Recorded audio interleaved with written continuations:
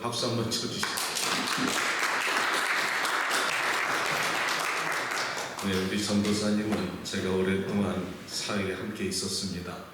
우리 전도사님은 지금 사역을 하시다가 잠깐 쉬시는 가운데 지난주 제가 금요일날 기도하고 있는데 성도들 이름 한 명 한 명 불러가면서 기도하고 있는데 갑자기 제 생각 속에 우리 전도사님 생각이 나는 거예요. 그래서 하나님께서 아마 무슨 일인가 싶어서 전화 연락을 했더니 지금 아직 사역을 잠시 중단했다 하시길래 그렇다면은 초심으로 돌아가서 나와 함께 한동안 함께 예배를 보고 하나님께서 좋은 사역지를 준비해 주시면 그때 편하게 또 사역지로 떠날 수 있도록 열린 마음으로 먹으십시오. 제가 이렇게 초청을 했습니다. 그러니까 여러분 우리 전도사님 함께 인사 좀 나누시고 있다가 또 같이 식사를 나눌 때 여러분이 함께 해주시길 바라고, 또 하나 좋은 소식은 우리 초은이 자매님께서 졸업하셨습니다. 그래서 이제 대학교를 가신답니다. 얼마나 고마운지요. 참 그렇게 열악한 환경 속에서도 그렇게 피아노를 반주해줘서 힐링되고 오늘날까지 개척교회 멤버 중에 우리 초은 자매를 갖다 못 잊을 것 같아요. 그래서 하나님께서 우리 초은이를 앞으로도 계속적으로 축복하실 줄 믿습니다. 오늘 예배 후에 친교 시간은 우리 그 오금세 사모님께서 특별히 쏘시겠다 해서 탕으로 예약을 해놨습니다. 그러니까 여러분 한 분도 빠지지 마시고 우리 교제를 나눠주시기 바랍니다. 오늘 하나님의 말씀 디모데전서 4장 6절에서 8절 교독합니다. 네가 이것으로 형제를 깨우치면 그리스도 예수의 선한 일꾼이 되어서 믿음의 말씀과 네가 쫓은 선한 교훈으로 양육을 받으리라. 광명되고 허탄한 신앙을 버리고 경건의 유혹으로 내 자신을 위하라. 함께합니다. 육체의 연습은 약간의 유익이 있으나 경건은 범사에 유익하니 금생과 내생의 약속이 있느니라. 기도합니다. 생명이 되시는 아버지 하나님, 오늘도 거룩한 말씀의 자리에 왔습니다. 주의 백성들이 세상에 넘어지지 않게 하시고 하나님 수많은 아버지 방해 요소를 갖다 브레이크 들어하고 거룩한 존재나 빠져나와서 예배에 성공하여 싸우니 저들의 인생 또한 성공할 수 있게 도와주시고 영혼이 잘된 같이 범사가 잘 될 수 있는 성경 말씀이 그대로 이루어지길 원합니다. 하나님, 저들이 하나님의 말씀대로 살았더니 마침내 하나님의 축복을 받았느라 고백하는 인생 여정길에서 저들의 신앙 간증이 될 수 있도록 하나님께서 특별히 기억하시고 말씀에 기름 부어주시며 오늘도 부족한 자가 말씀 앞에 섰습니다. 언제나 그러하셨듯이 종의 생각 감춰두시고 하나님이 원하고자 하시는 말씀을 직언하여 주시고 이 말씀이 살아온 능력이 있어서 말씀에 질문을 갖고 있거나 또 하나님의 전에 나와 소원이 있거나 어떤 환경이 있을지라도 그 심령 속에 찾아가 주셔서 말씀하시고 응답하여 주시옵소서. 말씀 묻자왔습니다. 함께 해주시길 간절히 바라올 때 우리 주 예수 그리스도의 이름으로 기도합니다. 아멘. 사랑하는 여러분, 저는 오늘 여러분과 말씀의 주제를 신앙에도 권태기가 있습니다. 아멘. 신앙에도 권태기가 있을까? 예, 있더라고요. 부부간에만 있는 게 아니더라고요. 지난번에 집회를 끝나고 저는 참 많은 분들이 외부에서 저한테 연락 오시는 분들이 참 많습니다. 참 감사한 것은 그분들이 저에게 많은 큰 힘을 줍니다. 한 분은 마이애미에서 계신 분이고 한 분은 휴스턴에 계신 분인데 집회 동영상을 보시면서 저한테 글을 보내주셨는데 휴스턴에 계신 장로님은 저한테 이렇게 글을 보내주셨더라고요. 목사님, 집회는 아틀란타에서 하시는데 은혜는 휴스턴에서 쏟아지게 받고 있습니다. 그러면서 그분이 하시는 말씀이 목사님은 남의 흉내 내지 말고 본인의 자세대로 하시면 됩니다. 저는 그 하나님의 음성으로 듣고 집회에 남의 흉내 내지 않고 제 본인의 모습으로 하나님의 말씀을 전했습니다. 그랬더니 그 장로님의 기도대로 많은 좋은 열매가 맺었지요. 또 한 분은 마이애미에 계신 장로님이십니다. 이분은 저에게 글을 보내주셨는데 본인의 생각을 갖다 보내주신 것이 아니라 글 한 절을 보내주셨습니다. 글의 내용은 바로 이렇습니다. 어느 병약한 환자가 있는데 이 환자가 자기 집에 매일 출입을 하는데 집 앞에 큰 바위가 있는데 이것이 출입하는데 방해가 되더라는 것이지요. 그래서 하나님께 이 환자가 하나님께 기도했습니다. 하나님, 매일 집에 출입할 때 이 커다란 바위가 방해가 됩니다. 이것 좀 치워주세요 했더니 하나님이 밀어라 이렇게 기도를 갖다 응답해 주시더라는 것이지요. 그래서 이 청년이 매일 아침 저녁으로 이 바위를 밀기 시작합니다. 그리고 세월이 시간이 지나서 8개월이 지났는데 여전히 바위는 꿈쩍하지도 않고 1cm도 움직이지 않고 요지부동이었다는 것이죠. 이 청년이 하나님의 말씀대로 밀었는데 응답이 없다는 것입니다. 그래서 이 청년이 하나님께 다시 한번 기도하기 시작했죠. 하나님, 내가 말씀대로 밀었는데 아무런 영향도 없고 나타난 증거가 없습니다. 그때 하나님 말씀하시기를, 얘야, 내가 밀라고 그랬지 언제 너보고 밀었지 다른 곳으로 옮기라 하더냐. 그러지 말고 지금 교회 거울 앞에 가서 네 모습을 한번 살펴보거라 했더니 거울 앞에 자기가 가서 거울을 바라보니까 8개월 전에 병약한 환자의 모습 완전히 사라지고 온몸에 근육이 붙고 건강히 자기 모습을 갖다 발견하게 되었다는 것이지요. 이 장로님께서 저에게 그 글을 보내주신 의미가 무엇인가 제가 깨달을 수가 있었습니다. 목사님, 현장에 돌아와도 달라진 것은 없을지라도 지난 수개월 동안에 목사님이 눈물 뿌려 기도하는 당신의 매달리는 기도 속에서 하나님은 당신의 영성에 기름 부어주시고 당신의 영성의 근육이 붙은 줄로 믿습니다. 이 말씀을 저에게 해주고 싶었던 것이죠. 얼마나 큰 은혜가 됐는지 모릅니다. 한국에서도 저에게 전화 주셔서 목사님 잘 보고 있습니다 이렇게 격려해 주신 분한테 항상 감사하는데, 무엇보다도 지난주에 제가 돌아와서 제가 감격했던 것은 사랑하는 우리 성도님들이었습니다. 목사가 부재 중에 아무도 없는 이 재단에 주일 성수를 잘할 수가 있을까? 내려가면서도 마음에 근심이 됐는데 여러분이 주일 성수를 잘하고 은혜를 갖다 받았던 그 소식을 듣고 나서 제가 가장 기뻤던 것은 여러분이었습니다. 여러분의 예배의 성공이 인생의 성공이라고 말했는데 여러분이 성공하셨더라고요. 제가 달라진 것은 없는데 가만히 자리에 무릎을 꿇고 기도하다 보니까 하나님, 내가 목회는 성공하고 있네요. 아멘. 내 사랑하는 성도들이 목사가 없는 부재 중에 그 자리에 그래도 하나님의 거룩한 전에 나와서 하나님 십자가와 예수 그리스도를 바라보고 예배에 충성하고 성공했다는 것은 내 목회가 그래도 성공하고 있다는 것이죠. 따라서 나는 여러분에게 이 말씀 드리고 싶습니다. 끝까지 함께 하십시오. 십자가 보고 끝까지 예배에 성공하면 나중에 여러분의 인생 후반전에 하나님의 말씀대로 저는 목주는 목사의 말이 여러분의 인생을 성공하고 축복하셨다는 말을 저도 듣고 싶습니다. 이 목사가 항상 거룩한 성전에 저뿐이 아니라 수많은 목사님들이 성전을 갖다 바라보면서 항상 고민하는 것이 어떻게 하면 성도들이 하나님 말씀대로 축복을 받을까? 어떻게 하면 교회가 건강하게 성장할 수가 있을까? 이것은 어느 목사님이나 마찬가지 고민이겠지요. 그런데 어느 순간에 교회가 무기력해질 때가 있고 교회가 달라진 것이 없을 때 낙심할 때가 있고 또 때로는 신앙의 권태기가 있다는 것이죠. 여러분은 어떻습니까? 여러분이 예수 그리스도 주님을 믿고 나서 평생 믿음에 성공하고 살아가고 계십니까? 신앙의 권태기는 없나요? 그냥 성공만 계속 올라가시니까 그랬으면 얼마나 좋을까요? 그런데 신앙생활에도 권태기가 있더라는 것이죠. 이것은 부부간에도 마찬가지입니다. 옛날에 예수 그리스도 믿을 때 눈물을 흘리며 초창기에 첫사랑을 느낄 때가 있었죠. 성찬식에 예수님의 피와 떡과 피를 그 포도주를 마시면서 눈물을 흘리던 그 감격의 순간이 분명히 있었습니다.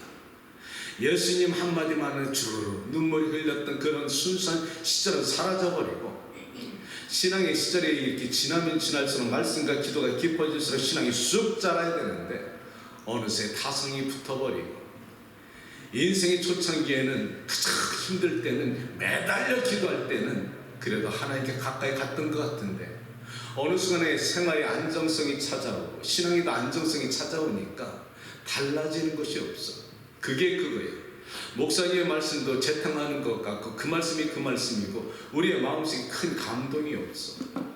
그러다 보니까 신앙의 권태기가 찾아오고 교회의 매력을 잃어버리고 때에 따라서는 교회를 떠난 탕자의 모습도 때로는 있다는 것이지. 부부간에도 마찬가지입니다. 부부간에도 처음에 사랑해서 만났습니다. 잘 만났지요. 그때는 그 장점이 단점도 장점으로 보였습니다. 잘 맞았지요. 그런데 세월이 지나니까 사랑이 식어가기 시작하니까 그 단점이 그냥 단점으로 그대로 보이기 시작하고 장점도 단점으로 보여. 그러니까 마음이 힘들어지기 시작하는 것이죠. 잔소리를 들리기 시작하고 간섭받는 것 같고 부딪히기 시작합니다. 거기서 사랑을 갖다 서로 교제하고 나누면서 대화가 이루어져 가야 되는데 대화도 맞지를 않아. 그러면서 피하다 보니까 권태기로 접어듭니다. 이럴 때 위기가 찾아오지. 거기서 권태기에서 거기서 그 합점을 갖다 찾지 못하고 서로 양보하고 이해하고 사랑하지 못하면 위기가 찾아오는 것입니다. 그래서 더 좋은 것을 따라서 나아가서 다른 길을 택했더니 똑같은 실패를 하는 것이 인생입니다. 마찬가지입니다. 사실 저는 이것을 갖다 말하면서 신앙의 이 위기도 어떻게 이겨나갈 수가 있을까? 분명히 있습니다. 이 위기를 갖다 있을 때 어떻게 이겨나갈 수가 있을까요, 여러분? 결론은 성령 충만하시면 됩니다. 내가 성령 충만하면 가정과 교회와 신앙도 똑같이 승리할 수가 있습니다. 성령 충만은 내 안에 사랑이 있다는 것이죠. 사람들은 대개 우리가 내 아내가 변화받았으면 좋겠어, 내 남편이 변화받았으면 좋겠어 이렇게 말하지만 나를 발견하지 못하죠. 그런데 성령 충만한 사람은 나를 발견합니다. 성령 충만의 결과는 내가 보인다는 것이죠. 내가 보이면 나 자신을 갖다 변화시키면 가정도 변화받고 교회도 변화받는데 우리는 내 자신을 갖다 찾지 못하고 자꾸 상대방만 블레임한다는 것이죠. 그러면 결국 답이 없다는 것입니다. 이렇게 되면 가정도 무너지기 시작하고 교회도 신앙생활도 권태기가 찾아옵니다. 오래전에 PGM 선교사를 할 때 제가 정책이사로 있을 때 그때 목사님께서 이런 말씀을 하시더라고요. 목사님, 장로님, 그때 장로 때네요. 장로님, 우리 목사님들이 이렇게 많이 모이셨는데 목회자 세미나 한번 합시다. 그래서 제가 무엇을 말씀드릴까요? 평신도로서 목회자에게 하고 싶은 말씀 한번 해주세요. 이렇게 해서 갑자기 생각 없는 그런 세미나 시간을 제가 맡은 적이 있습니다. 그때 제가 그분들에게 나가서 무슨 말을 했을까요? 제가 비즈니스 하는 사람으로서 평신도로서 목사님들에게 이렇게 말했던 것이 기억이 납니다. 목사님들, 저는 평신도 장로입니다. 비즈니스를 합니다. 비즈니스 사업가로서 경영의 원리는 세 가지가 있습니다. 첫째는 효율성입니다. 비즈니스 경영을 하기 위해서는 효율성, 목표가 뚜렷해야 됩니다. 두 번째는 수익성입니다. 적은 것을 투자해서 많은 것을 걷어들이는 것이 수익이죠. 장사꾼이 이거 놓치면 망하는 것이죠. 세 번째는 뭡니까? 가치입니다. 생산성의 품질을 갖다 말하고 있는 것이죠. 어떤 물질을 잘 만들어서 파는 것이 가치 있는 물건을 소비자에게 공급해 주는 것이 경영의 원리의 성공입니다. 이 세 가지가 따라야 되는데 사실 이 세 가지가 공급되어지는 소비자가 없으면 아무것도 아닙니다. 그렇죠? 물건이 아무리 좋아도 소비자가 사주지 않으면 이 경영과 사업은 망하는 것입니다. 그런데 소비자에게 아무리 좋은 물건을 그에게 줄지라도 그 소비자의 마음이 변하고 그 마음을 훔칠 수가 있어야 그 소비자의 주머니에서 돈이 나오는데 이것이 보통 어려운 것이 아니라는 것이죠. 그렇죠? 자, 소비자에게 물건을 주기 위해서는 먼저 소비자에게 필요한 것이 어떤 것을 채워줘야 되느냐? 필요성을 채워줘야 됩니다. 이 사람에게 필요성이 있을 때 소비자가 마음이 동요하기 시작하죠. 두 번째는 이것을 가치가 있느냐, 내가 이것을 사서 가치가 있느냐 이것입니다. 세 번째는 매력이 있어야 됩니다. 무엇보다도 소비자의 눈을 훔쳐야 됩니다. 마음을 훔쳐야 됩니다. 이것이 매력이란 말이죠. 그러면 그 세 가지가 충족되는 소비자의 주머니에 돈이 나와서 내 주머니에 넘어옵니다. 야, 이거 쉽지 않지요. 그 마음을 훔쳐야 된다는 것입니다. 이것이 비즈니스의 성공이라는 것이죠. 자, 저는 그 목사님께 말씀하시면서 교회도 이런 관점에서 닮아야 된다고 생각합니다. 교회가 수많은 세상의 사람들에게 왜 교회가 필요하냐? 교회가 나를 부르는 목적이 무엇이냐? 교회가는 어떤 영향이 내 가정과 나와 내 가정 속에서 나타나고 있느냐? 이것을 그 세상 사람들에게 전화 주지 않는다면 그들은 교회에 올 의미를 모르고 있습니다. 믿지 않는 사람들이 처음부터 교회를 나올 때 구원의 목적 갖고 오는 사람 거의 없습니다. 수많은 사람들이 교회를 바라볼 때 먼저 교인들을 바라봅니다. 교인들이 변하고 있느냐? 이 교인들이 하나님의 사람으로 정직하게 살아가고 있느냐? 교회가 종아의 능력 갖고 있느냐? 성결하냐? 거룩하냐? 경건하냐? 이것이 세상 사람들의 관점입니다. 그들이 바라볼 때 그런 분야에서 여러분들이 세상에 그렇게 보여주고 있다면 그들의 마음이 동화될 수가 있는데, 현대 교회는 그것을 놓쳤다는 것이죠. 우리가 그것을 놓쳤기 때문에 그들의 마음속에는 교회인들도 해봤자 별거 없어, 똑같아, 이렇게 하면 교회에 나올 수 있는 매력을 잃었다는 것입니다. 이것이 어떻게 왔을까요? 저는 이 부분을 세상의 문화 콘텐츠, 미디어에서 문제가 있다고 생각합니다. 아직 세상은요, 사랑하는 성도 여러분, 하나님의 전을 갖다 눈물로 지키면 몸부림치는 목사님들 참 많습니다. 그런데 세상의 미디어가 부정적인 교회의 잘못된 부분을 갖다가 부각시켜가지고 목회자들의 그런 부작용, 어떻게 성전의 헌금이 잘못 사용된 것, 목회자의 어떤 영적 문란, 그런 잘못된 것과 세습화시키는 것, 이런 것을 자꾸 문제시켜서 작은 교회, 또 이단을 통해서 건강한 교회가 싸잡아가지고 우리에게 피해를 주는 경우가 많다는 것이죠. 왜 건강한 교회를 집중하지 못하는가? 세상에 그런 교회는 지극히 적다는 것입니다. 아직도 이 세상에는 교회가 하나님의 말씀대로 살아가고 몸부림치는 교회 목사님들이 얼마나 많은지 모릅니다. 그런 것을 세상 사람들이 자꾸 부정적인 이미지를 갖다 우리에게 주는 것은 그 비하인드에 누가 있을까요? 마귀가 있다는 것입니다. 마귀는 어떻게 해서라도 우리 교회를 갖다 무너뜨리려고 노력하고 있는 것이지. 교회의 이미지가 뭔가요? 정직입니다. 성결이고요, 경건입니다. 이것을 갖다 우리가 본질을 갖다 회복해야 된다는 것이지. 그것을 위해서는 가장 중요한 것은 우리가 변명할 것 없이 목회자입니다. 목회자가 사실 올바로 서지 않은 교회가 무너지게 되어 있지요. 사랑하는 성도 여러분, 여러분이 출애굽 시기에 모세가 이스라엘 민족과 출애굽 시기에 아말렉과의 전쟁이 있었지요. 여호수아가 수많은 이스라엘 병정들을 갖다 이끌어 나가고 아말렉과 전쟁을 시작합니다. 그때 모세가 산 높이에서 손을 들고 하나님께 기도할 때 하나님이 저들 갖다 힘을 주셔서 여호수아를 통해서 아말렉을 갖다 이기기 시작했는데, 모세가 힘이 붙잡고 팔이 아프고 피곤해서 이 손이 내려올 때는 아말렉이 이겼습니다. 이때 좌우에 있던 아론과 홀이 그것을 바라보고 모세의 양편에서 손을 바짝 치켜 올리고 힘이 돼주니까 이스라엘의 승리로 이끌어졌던 것은 우리에게 무슨 교훈을 주느냐? 하나님의 거룩한 성전은 목회자 혼자 서는 것이 아니라 중직자들이 도와줘야 된다는 것이죠. 아멘. 성도들의 영적 전쟁에 싸워서 승리할 수 있는 것은 목회자뿐 아니라 목회자 좌우편의 중직자들의 목사님이 힘이 들어서 팔이 내려갈 때 양쪽에서 그 팔을 붙잡아주고 힘을 줄 때 그 기도가 깊어지고 하늘을 향해 나갈 때 성도들이 세상에 나와서 영적 전쟁에 승리할 수가 있다는 것이 교훈입니다. 따라서 오늘날 교회는 어찌됐든 간에 목사님과 중직자들의 연합이 필요하다는 것이죠. 이것이 신앙의 위기를 갖다 이끌어 나갈 수 있는 힘입니다. 그렇다면 교회와 가정에 따라서 어떻게 하면 이 우리가 무기력한 삶 속에서 매력을 잃어버린 우리 인생에서 우리가 다시 한번 회복할 수 있을까? 네 가지가 필요하다는 것입니다. 다시 말씀드려서 교회의 성장은 어찌됐든 목회자입니다. 교회가 썩었다, 교인들이 썩었다는 게 아닙니다. 목사가 썩었다는 겁니다.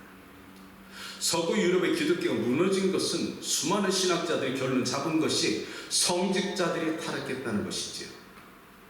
그런데 성직자들이 타락했지만 저는 요 근래 바라보는 것이 언제나 하나님은 양면성을 갖다 남겨놓으셨는데, 그 엘리야가 그 갈멜산의 전쟁을 갖다 벌일 때 하나님께서는 엘리야에게 하신 말씀이 있습니다. 아직도 바알에게 무릎을 꿇지 않은 7,000인이 남아있다. 아멘. 세상이 다 무너진 것 같아도 아직 바알에게 무릎 꿇지 않은 7,000인이 있는 것처럼 우리 주변에는 얼마나 선한 영향력을 나타내고 있는 목사님들이 있는지 여러분은 모릅니다. 그런데 목사님들이 이 거룩한 제단에 나와서 설교할 때는 이 설교가 대단히 중요한 것은 어쩔 수 없습니다. 사실 집사님들도 장로님들도 다 마찬가지일 겁니다. 대표기도 쉽지 않지요. 내가 지난 일주일 동안에 세상에서 넘어지고 피곤하고 죄를 저질러 놓고서 이 대표기도 하는 거 참 어렵습니다. 내가 알지요. 장로로서 세상 속에서 내가 하나님과 나만이 알고 있는 아무도 모르는 죄가 있으면 이 대표기도가 버벅거립니다. 왜? 내 양심에 성령이 말씀해 주니까. 먼저 회개 없이 이 거룩한 제단에 올라오면은 하나님의 사람들은 제대로 말씀과 기도를 할 수가 없다는 것이죠.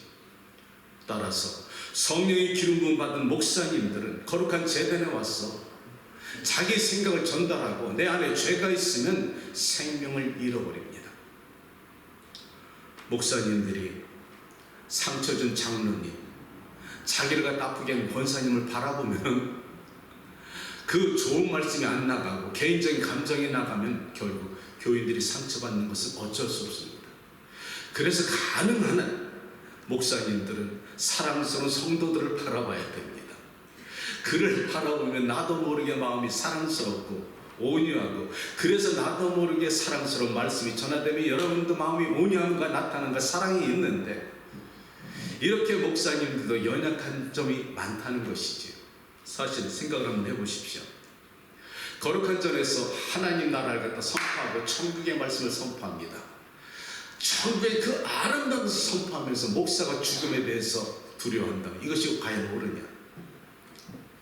세상의 물질을 갖다 탓하면서 욕심을 과하게 부리지 말라, 그렇게 말하면서 정작 돌아서서 목사님이 부동산에 투자한다면 그것이 과연 옳으냐? 이 말이지. 사랑하는 성도님들이 오늘날 너무나 정확하게 교회를 바라보고 있다는 것입니다. 이전 같지 않다는 것이죠. 성도들이 오히려 더 깨어 있어서 교회를 갖다 정확하게 바라보고 있기 때문에 목사님들이 깨어 있지 않으면 성도들의 영성을 갖다가 치료하거나 회복시키거나 살릴 수는 없다는 문제가 있습니다. 그래서 목회자는 성결해야 됩니다. 두 번째는 어찌됐든 교회와 목회자와 성도는 성령 충만해야 될 줄 믿습니다. 기름 부으심이 있어야 됩니다. 성령 충만은 말씀과 기도지요. 사랑하는 여러분, 성령 충만은 내가 하나님 앞에 정직하게 살아가는 것을 말합니다. 하나님 앞에 내가 하나님의 말씀대로 내가 반응하는 것을 말합니다. 제가 신학교를 졸업할 때, 졸업시험을 볼 때 얘기를 잠깐 하겠습니다. 뉴저지와 뉴욕에서 이제 마지막 졸업시험을 보는데, 그 졸업시험 시험 시간에 시험관이 들어와서 이제 시험 문제를 출제를 하지요. 그동안에 공부했던 것을 갖고 이제 시험을 봅니다. 그때 시험관이 하신 말씀이 저 신학교 시험, 졸업 시험이니까 그동안 수고 많으셨는데 여러분들 신학생들 양심에 맡기고 저는 이 자리에서 나가겠습니다. 그런데 필요하시면 참고서 보셔도 됩니다. 이렇게 나가시더라고요. 그래서 제가 속으로 참 신학교답게 참 수험관도 그렇게 우리가 믿어주시는구나, 참 감동을 받았습니다. 그리고 시험을 다 치렀죠. 제가 보니까 그렇게 나가시니까 앞뒤에서 부스럭거리는 소리가 나요.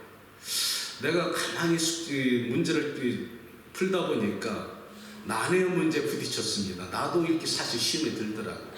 참고서 한번 뒤지면 답이 나올 것 같은데, 그런데 이렇게 보니까 무난하게 점수가 졸업시험 패스가 되겠더라고요. 그래서 제가 덮었습니다.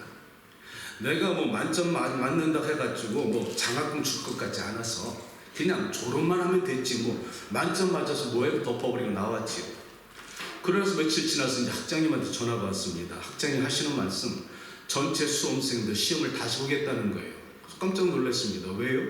그랬더니 학장이 하시는 말씀, 그 시험관이 나중에 출제낸 그 시험관께서 하시는 말씀이 학생들이 자기가 빈자리에 컨닝했다는 거예요. 그래서 시험 본 모든 것을 무효화시키고 다시 시험 문제를 출제하겠다. 제가 뚜껑이 열렸습니다. 학장님, 나는 안 봅니다. 나 졸업 안 해도 괜찮습니다. 제가 그렇게 말했습니다. 내가 이것이 사실 장점이 될 수가 있고 단점이 될 수가 있습니다. 아무리 성전도서도 그럴 것 같아요. 사람이 때로 강직한 것도 좋은데 융통성이 없고 정직성이 어떤 타협이 없으면 부러지지 어려울 때가 있다는 것이지. 사실 그 학장님 말씀하실 때 저는 안 보겠습니다. 왜? 그 시험관께서 말씀하신 게 제가 기억을 하는데, 그 시험관께서 학생들에게 나가면서 학생들의 양심껏 보세요 하고 필요하면 참고서도 봐야 됩니다. 미끼를 던졌다면은 물론 미끼를 먹으면 시험생들도 잘못이지만 그것은 옳지 않지요. 따라서 그 가운데 정직하게 하나님의 눈을 갖다 의식하고 시험 보는 사람은 왜 피해를 봐야 됩니까? 나는 못 봅니다. 나 졸업하는데 괜찮습니다. 그리고 제가 그 학장님이 그렇게 말씀했습니다. 신학교가 성적이 중요하냐, 신학생들의 인성과 영성이 중요하냐, 무엇이 중요하냐, 제가 그 말했습니다. 성경 66권 공부해서 지식적으로 시험 보는 거 좋습니다. 필요하지요. 목사가 성경 모르면 어떻게 말씀을 전할 수가 있겠습니까? 그러나 이것보다 더 중요한 것은 신학생의 양심과 영성과 인성도 중요하지 않느냐. 그 인성이 더럽고 속이고 정직하지 않은 사람이 성경 66권 안다고 지식적으로 전달한 사람들이 살겠는가? 나 안 합니다. 그랬더니 학자님이 들으시고 며칠 만에 다시 답이 왔습니다. 이전 것처럼 졸업으로 하겠다. 그래서 저는 시험 안 봤습니다. 제가 그때 그 생각을 하면서 우리가 신앙인들이 하나님 앞에 떳떳하면 비겁할 필요가 없다는 것이죠. 성령 충만은 딴 게 아닙니다. 내가 하나님 앞에 떳떳하냐, 내가 하나님에 부끄럽게 살지 않느냐, 이것이 성도와 목회자들과 가져야 될 영성이라는 것입니다. 세 번째는 오늘 말씀처럼 경건의 능력이 있어야 됩니다. 경건은 무엇인가요? 경건이 무엇이라 생각하십니까, 여러분? 하나님의 말씀에 내가 그 하나님의 말씀에 반응하는 모습입니다. 하나님을 의식하고 살아가는 것. 내가 하나님의 말씀대로 살아가면서 세상에 세속화되지 않고 구별되게 사는 것이 경건에 있어요. 경건의 능력입니다. 그런데 과연 여러분과 나는 이 경건의 능력을 가지고 살아가느냐, 이것이지요. 잠언 16장 32절에는 자기의 마음을 다스리는 자가 성을 빼앗는 자보다 낫다. 무엇을 다스리는 자가? 마음. 이 마음을 다스리는 것이 경건이라는 것이죠. 그리스도인에게는 내 마음을 다스려야 된다는 것입니다. 그래서 야고보서 1장 26절에 말하기를 스스로 경건하다 생각하면서 자기 혀를 갖다 제가 물리지 아니하고 마음을 갖다 속이면 그 경건은 헛것이다. 경건의 사람은 자기 혀를 갖다 제가 물릴 줄 알아야 된다.